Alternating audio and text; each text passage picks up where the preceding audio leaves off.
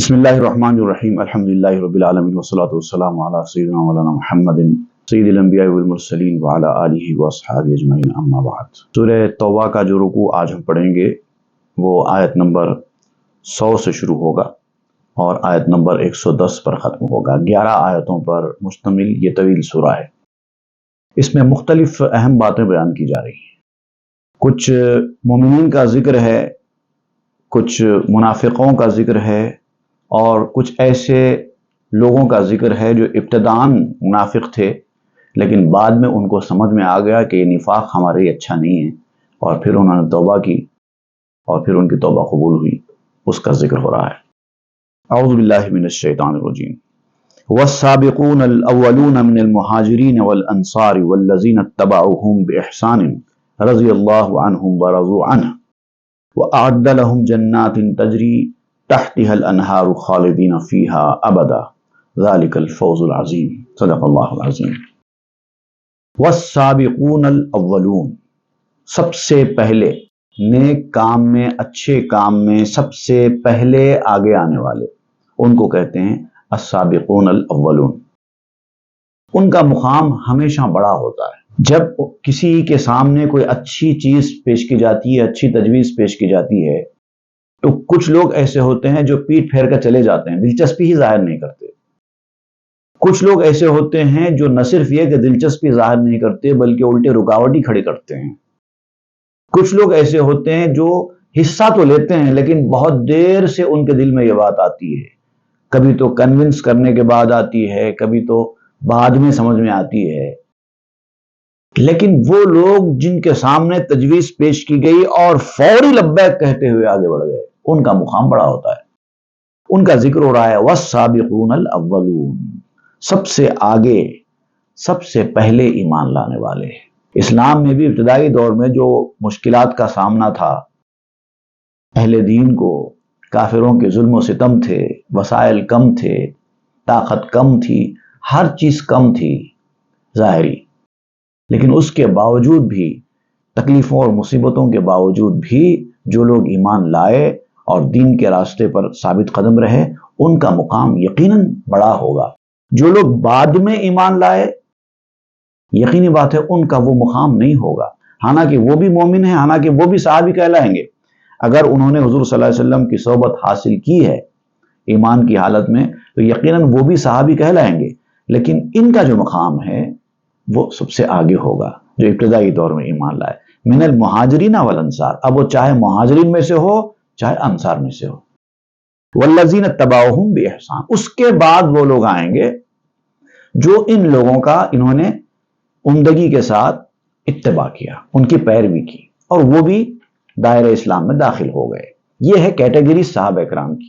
پہلی کیٹیگری وہ جنہوں نے ابتدائی دنوں میں اسلام کی بغیر کسی غرض کے، وسائل کے نہ ہونے کے باوجود، دعوت سامنے آتے ہی فوری انہوں نے قبول کر لی اور تکلیفیں برداشت کی، وہ ان کا مقام سب سے بڑا۔ صحابہ کرام میں بھی کیٹیگریز ہیں، ایسا نہیں کہ ہر صحابی برابر ہے۔ بعض جاہل لوگ سمجھتے ہیں سارے صحابہ برابر ہیں، یہ بہت ہی غلط بات ہے، قرآن کی تعلیمات کے، اسلام کی تعلیمات کے خلاف ہے۔ ابتدائی دور کے جو صحابہ ہیں وہ بہت اعلیٰ درجے کے ہیں، اس کے بعد کا ان لوگوں کا درجہ ہے جو بعد میں ایمان لائے، لیکن فتح مکہ سے پہلے ایمان لائے، بعد میں لائے لیکن پھر بھی فتح مکہ سے پہلے لائے۔ اس کے بعد پھر تیسری کیٹیگری میں وہ صحابہ ہوں گے جو فتح مکہ کے بعد اسلام میں داخل ہوئے۔ یہ قرآن کا فیصلہ ہے، کوئی انکار نہیں کر سکتا۔ رضی اللہ عنہم ورضوا عنہ، اب چاہے وہ السابقون الاولون میں ہو یا چاہے پھر عمدگی کے ساتھ اتباع کر کے بعد میں ایمان لانے والے ہوں، بہرحال دونوں سے بھی اللہ تعالیٰ راضی ہو گیا ہے۔ رضی اللہ عنہم ورضوا عنہ، اور وہ بھی اللہ کے فیصلوں پر راضی ہو گئے، یعنی رضامندی کا دو طرفہ رشتہ قائم ہو گیا ہے۔ وَأَعَدَّ لَهُمْ جَنَّاتٍ تَجْرِي تَحْتِهَا الْأَنْهَارُ خَالِدِينَ فِيهَا أَبَدًا، اور ان سب کے لیے جنت تیار کی گئی ہے، باغات تیار کیے گئے ہیں جس کے نیچے بہتی نہریں ہوں گی اور وہ ہمیشہ اس کے اندر رہیں گے، نکالے نہیں جائیں گے۔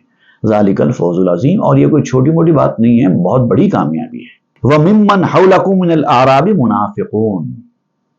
اب یہ جو دیہاتی لوگ جو آ گئے ہیں اور اپنے آپ کو ایمان والا ظاہر کر رہے ہیں آپ کے سامنے آ کر، ان کو ان لوگوں کی طرح ٹریٹ مت کریے جو ابتدائی دور میں سچے دل کے ساتھ ایمان لائے تھے۔ اب انہوں نے اسلام کی کامیابیوں کو دیکھ کر، اسلام کی روشنی کو دیکھ کر، خوشگوار حالات کو دیکھ کر، خوشحالی کو دیکھ کر یہاں آئے ہیں اور اپنے آپ کو مسلمان ظاہر کر رہے ہیں، یہ دیہاتی گاؤں والے بھی۔ لیکن ان میں سے بہت زیادہ لوگوں کی تعداد سچے ایمان والوں کی نہیں ہے، ان میں منافقین ہیں۔ ایسے منافقوں کو ویسے صحابہ کے برابر نہیں سمجھنا ہے۔ وَمِنْ أَهْلِ الْمَدِينَةِ، اور نہ صرف یہ دیہاتی گاؤں والوں میں منافقین ہیں بلکہ بعض شہر کے لوگوں میں بھی منافقین ہیں۔ یہ اور بات ہے کہ شہر کے لوگوں میں منافقت ذرا کم ہوتی ہے گاؤں والوں کے بنسبت، کیونکہ یہ رسول اللہ کی صحبت میں رہتے ہیں، رسول اللہ سے ملتے جلتے رہتے ہیں، تو اس کی وجہ سے رسول اللہ کی صحبت کے کچھ اثرات کچھ لوگوں پر پڑ جاتے ہیں، جس کی وجہ سے کئی لوگوں کی منافقت دور بھی ہو جاتی ہے اور اتنی شدت کے ساتھ نہیں ہونے پاتی۔ گاؤں والوں کے پاس تو یہ صورتحال نہیں ہے، ان کو علم کی محفلیں بھی میسر نہیں ہوتی ہیں، تو ان کا نفاق بڑھ جاتا ہے۔ مردو علی النفاق، اور بہت سارے لوگ تو ان میں ایسے ہیں نہ صرف یہ کہ منافق ہیں بلکہ پکے منافق ہیں۔ اب ان کا نفاق ختم ہونے والا نہیں ہے، اندر اتر گیا ہے ان کے دلوں کے اندر نفاق۔ لا تعلمہم نحن نعلمہم، تم نہیں جانتے ان کو کون ہے وہ، لیکن ہم تو جانتے ہیں، کیونکہ ظاہر تو ان کا عام مسلمانوں کی طرح ہی ہے، عام آدمی تو دیکھ کے ان کو نہیں پہچان سکتا، لیکن اللہ تعالیٰ سے کون سی بات ڈھکی چھپی ہے۔ سنعذبہم مرتین، اب بہت جلد ایسا وقت آئے گا کہ ہم ان کو عذاب دیں گے، تکلیف میں ڈالیں گے 2 مرتبہ، ایک بار نہیں 2 بار شدت کرب میں مبتلا کریں گے۔ ایک تو وہ کرب ہوگا ان کا، وہ تکلیف ہوگی ان کی جب ان کا پول ساری دنیا کے سامنے کھول دیا جائے گا اور ان کا نفاق لوگوں کے سامنے ظاہر ہوگا، اور رسوائی اور جو شرمندگی ان کو حاصل ہوگی وہ عذاب سے کم نہیں ہوگی۔ پھر دوسری بات، جب وہ مر جائیں گے تو ان کی قبر میں جو ہم ان کو عذاب دیں گے، قبر جو ان کو دبوچے گی، وہ دوسرا عذاب ہوگا۔ ثم یردون الی عذاب عظیم، پھر اس کے بعد ان کو لوٹا دیا جائے گا عذاب عظیم کی طرف جو دوزخ کی شکل میں ہوگا، وہ تو آخری اور فائنل ہے۔ اس سے پہلے کے پھر 2 عذابوں کا ذکر ہو رہا ہے۔ وآخرون اعترفوا بذنوبہم خلطوا عملا صالحا وآخر سیئا، اب ان منافقین میں بھی ایک تو وہ کیٹیگری ہو گئی جو مردو علی النفاق کی تھی، جو نفاق میں پکے ہو گئے تھے، اب ان کا نفاق ختم ہونے کا کوئی چانس ہی نہیں تھا۔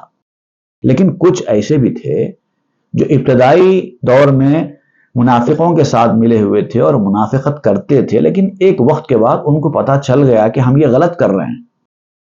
منافقوں کا طریقہ انہوں نے اختیار کر لیا تھا کچھ وقت کے لیے، لیکن بعد میں ان کو اپنی غلطی کا احساس ہو گیا، انہوں نے اعتراف کر لیا، کنفیس کر لیا اپنے گناہوں کا، اپنی غلطیوں کا، پھر آ گئے سیدھے راستے پر۔ لیکن اب ان کی زندگی کیا ہوئی؟ ایمان لانے کے بعد بھی انہوں نے ایسی حرکتیں کی تو کیا ہوا کہ اچھے اعمال اور برے اعمال دونوں ان کے نام عمل میں مکس اپ ہو گئے۔ پہلے تو برائی کرتے رہے، جب تک وہ منافقت کے راستے پر رہے وہ ساری برائیاں ان کے نام عمل میں لکھ دی گئیں۔ کفر سے پہلے کی برائیاں نہیں لکھی جاتی نا، ایمان لانے کے بعد پورا نام عمل صاف ہو جاتا ہے، لیکن یہ تو ایمان لانے کے بعد، اسلام لانے کے بعد انہوں نے کیا تھا، تو اب ان کے نام عمل میں برائیاں بھی آ چکی ہیں۔ اب وہ سیدھے راستے پر آئیں گے، اچھے راستے پر آئیں گے تو پھر اچھے اعمال بھی ان کے نام عمل میں داخل ہوں گے۔ تو خلطوا عملا صالحا وآخر سیئا میں آ گئے، مل گئے، اچھائی ایمالگمیشن ہو گیا۔ عسى اللہ ان یتوب علیہم، لیکن اب چونکہ سچے دل سے وہ توبہ کر چکے ہیں اور پرانے راستے پر واپس نہ جانے کا تہیہ کر لیا ہے انہوں نے، تو اب اللہ تعالیٰ تو قبول کر ہی لیتا ہے توبہ کو، اور عنقریب ان کی توبہ بھی اللہ تعالیٰ قبول کر لے گا۔ ان اللہ غفور الرحیم، اور یقیناً اللہ تعالیٰ تو بخشنے والا ہے ہی، رحم کرنے والا تو ہے ہی۔ خذ من اموالہم صدقۃ تطہرہم وتزکیہم بما وصلی علیہم، اب جب انہوں نے منافقت کا راستہ اختیار کیا تھا جب ان کو پتا چل گیا کہ انہوں نے جو راستہ اختیار کیا منافقت کا تھا، اب ان کو پتا چل گیا تو انہوں نے کیا ہے اپنے اعمال نامے میں جو گندگیاں جو برائیاں لکھ دی گئی ہیں اس کو صاف کرنے کے لیے انہوں نے ایک طریقہ یہ اختیار کیا کہ وہ اپنے پاس سے مال دولت لے کے آ کے دین کے لیے وقف کرنا شروع کر دیا، ہماری طرف سے صدقہ قبول کر لیجیے تاکہ ہماری جو برائیاں ہیں جو ہم نے غلطیاں کی ہیں وہ صاف ہو جائیں۔ یہ بھی ایک طریقہ بیان کیا گیا حدیث میں، جب بھی کسی انسان سے کوئی برائی ہو غلطی ہو جائے فوری صدقہ خیر خیرات کرنا چاہیے، نیک عمل کرنا چاہیے۔ حدیث شریف میں بھی آیا ہے کہ اچھے اعمال کرو فالوڈ بائی برے اعمال، اگر تم سے کوئی غلطی ہو جائے تو فوری اس کا کمپنسیشن کے طور پر کوئی نیک عمل نیکی کر لیا کرو۔ تو ویسے یہ صدقہ جو ہے دین کے راستے میں پیسہ نکالنا بھی ایک صدقہ ہوتا ہے، تو انہوں نے صدقہ پیش کرنا شروع کیے۔ تو حضور صلی اللہ علیہ وسلم ابتدا میں تو ان کا صدقہ قبول نہیں فرما رہے تھے کہ تم نے ایسی خراب حرکت کی ہے کہ اب تمہارا کچھ قبول نہیں کیا جائے گا۔ تو خیر اب یہ جو واقعہ ہے میں تو آپ کو ایک اور اس کا پس منظر سنا دیتا ہوں کہ غزوہ تبوک میں کچھ لوگ شریک نہیں ہوئے تھے۔ اب ان لوگوں کا طرز عمل تو یہ تھا جو منافقین تھے کہ وہ جھوٹی قسمیں کھا کر ہیلے بہانے پیش کرتے تھے، لیکن یہ جو بعض مسلمان تھے جو منافق نہیں تھے انہوں نے بھی منافقین کا دیکھا دیکھی غزوہ تبوک میں شرکت نہیں کی۔ ان کے پاس بھی اپنے کچھ ریزنز تھے، ہر آدمی کی کچھ مجبوریاں ہوتی نا، تو ان کے پاس بھی کچھ مجبوریاں تھی۔ اب ان کو یہ چاہیے تھا کہ اپنی مجبوریاں حضور صلی اللہ علیہ وسلم کے سامنے پیش کر کے عرض کرے یا رسول اللہ غزوہ تبوک کا اعلان ہو چکا ہے لیکن ہم کو یہ مجبوری ہے، اب آپ ہی فرمائیے ہم کیا کریں۔ اگر حضور صلی اللہ علیہ وسلم اجازت دے دیتے مجبوریوں کو جینوئن فرما کر تو پھر یہ اگر رک جاتے تو بچ سکتے تھے، لیکن انہوں نے کیا کیا، پہلے کا پہلے اپنے آپ میں یہ سوچ لیا کہ ہماری مجبوری ہے کیا کریں۔ تو اللہ اور اس کے رسول کو یہ قبول نہیں ہوا۔ تم نے کیسے ڈیسائیڈ کر لیا کہ تمہاری مجبوری جینوئن ہے؟ تم کو پوچھنا تو چاہیے تھا۔ بہرحال وہ نہ جا سکے، بعد میں پھر ان کو احساس ہو گیا، توبہ کی، معافی چاہے، اور وہ بتایا جاتا ہے کہ ایسے 10 لوگ تھے جنہوں نے ایسا کیا تھا۔ اور جب حضور صلی اللہ علیہ وسلم واپس تشریف لائے غزوے سے تو انہوں نے اپنے آپ کو حضور کے سامنے پیش کر دیا کہ ہم سے یہ غلطی ہوئی ہے، تو حضور نے ان کی طرف کوئی توجہ نہیں فرمائی، بالکل انجان ہو گئے ان سے۔ اب ان کو یہ اور برا لگا، دل کو تکلیف ہوئی کہ رسول اللہ تو ہماری طرف توجہ ہی نہیں فرما رہے ہیں۔ اب انہوں نے کیا کیا کہ اپنے آپ کو مسجد کے ستونوں سے باندھ دیا، رسیوں سے اپنے آپ کو کھمبوں سے باندھ لیا، اور کہنے لگے کہ جب تک رسول اللہ صلی اللہ علیہ وسلم آ کر اپنے ہاتھ سے جب تک یہ رسیاں کھولیں گے نہیں ہم یہاں سے ہٹیں گے نہیں، مطلب جب تک ہم کو ہماری معافی کا ثبوت نہ مل جائے گا اب ہم اپنے گھر کو نہیں جائیں گے۔ رسول اللہ جب آئے، تشریف لائے اور دیکھا کہ یہ لوگ رسیوں سے بندھے ہوئے ہیں، پوچھا کہ یہ کیا ہے؟ تو لوگوں نے بتایا کہ انہوں نے ایسا عہد کر رکھا ہے کہ جب تک آپ کھولیں گے نہیں تب تک یہ کہیں سے جائیں گے نہیں، اپنے گھر کو یہاں سے ہٹیں گے نہیں۔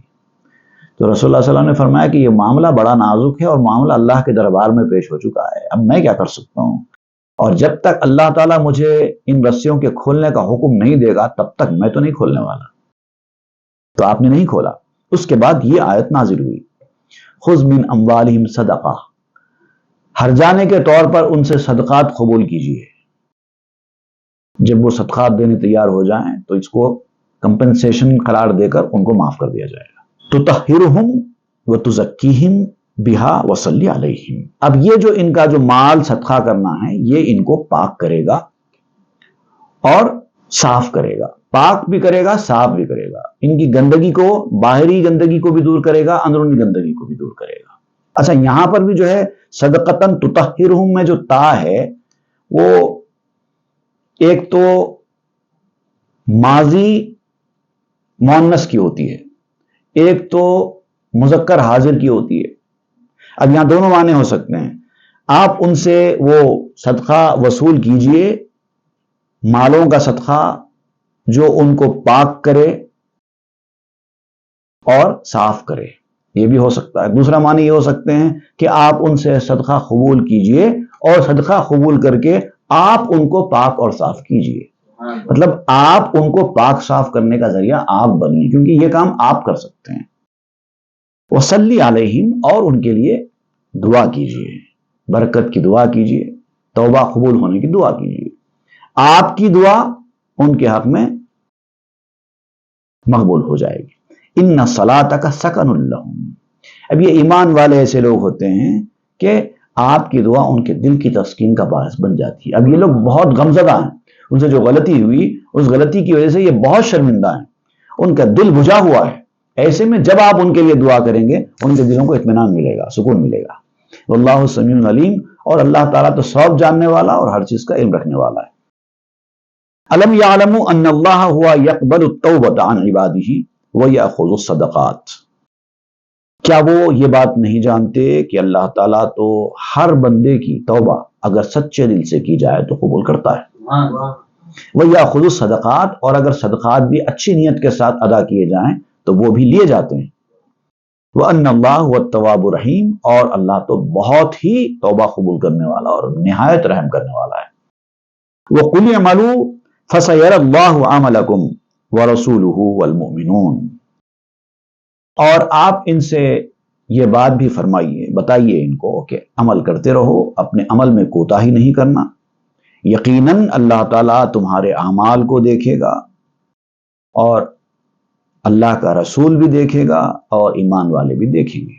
وَسَتُرَدُّونَ إِلَىٰ عَالِمِ الْغَيْبِ وَالشَّهَادَةِ فَيُنَبِّئُكُم بِمَا كُنتُمْ تَعْمَلُونَ، اور پھر تم اس کی طرف لوٹائے جاؤ گے جو خوب جاننے والا ہے ہر غیب کا بھی اور ہر ظاہر چیز کا بھی، اور پھر ایک وقت کے بعد وہ تم کو بتائے گا، تمہیں اطلاع دے گا، خبر کرے گا تم کہ تم زندگی میں کیا کیا کرتے تھے، اچھا کیا برا کیا، سب تمہارے سامنے لے کر آئے گا۔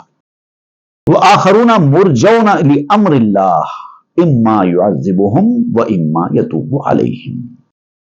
اب ان میں کچھ ایسے لوگ بھی ہیں جن کی توبہ کے بارے میں کتنی سچی ہے، پکی بات نہیں ہے کہ وہ دل سے توبہ کر رہے ہیں، اسی لیے اللہ تعالیٰ نے ان کا معاملہ بات کے لیے اٹھا رکھا ہے، ملتوی، پوسٹ پون جیسا کہتے ہیں نا ہم لوگ۔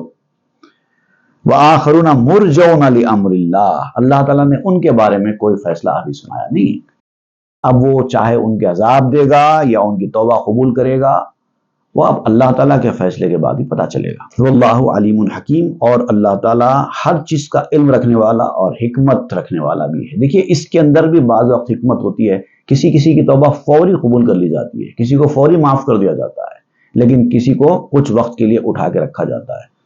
ہو سکتا ہے کہ ایک وقت پر اٹھا رکھنے کے بعد ان کی اور حقیقت کھل کے سامنے آئے کہ وہ سچے دل سے توبہ کر رہے تھے یا نہیں کر رہے تھے، یا پھر اگر سچے دل سے توبہ کر رہے تو جو دل میں افسوس وغیرہ ہونا چاہیے وہ اس لیول کا تھا کہ نہیں تھا، تو اس کے بعد ان کی توبہ قبول ہونے کے بارے میں پتہ چلے گا۔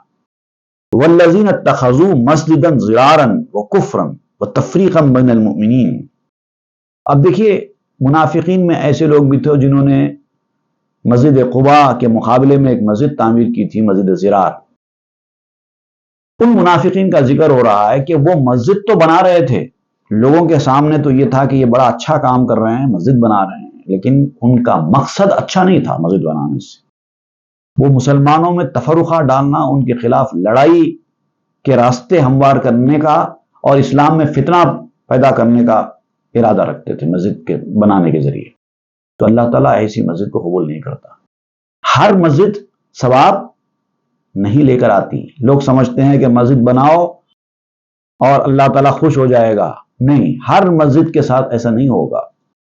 وہ مسجد جو فتنہ و فساد پیدا کرنے کے لیے، آپس میں انتشار ڈالنے کے لیے، دین میں فتنے پھیلانے کے لیے اگر بنائی جائے تو وہ مسجد ضرار ہے، اور جن کو گرا دینے کا حکم دیا گیا ہے۔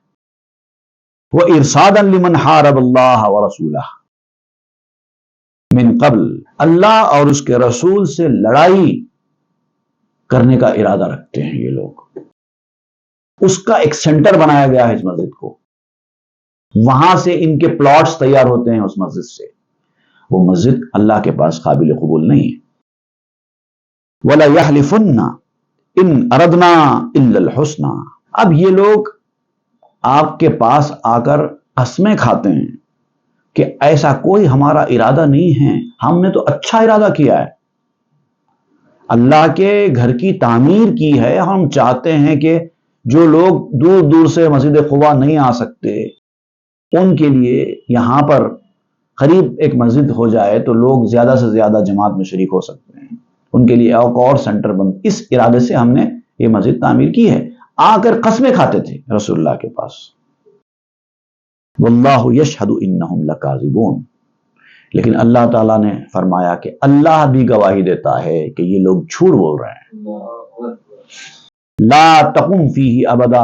اب وہ رسول اللہ صلی اللہ علیہ وسلم سے خواہش کیا کرتے تھے کہ اے نبی آپ بھی ایک بار چل کر اس مسجد میں نماز پڑھیں تاکہ آپ کے نماز پڑھنے کے بعد اس کو ایک آتھنٹک پلیس بن جائے گی.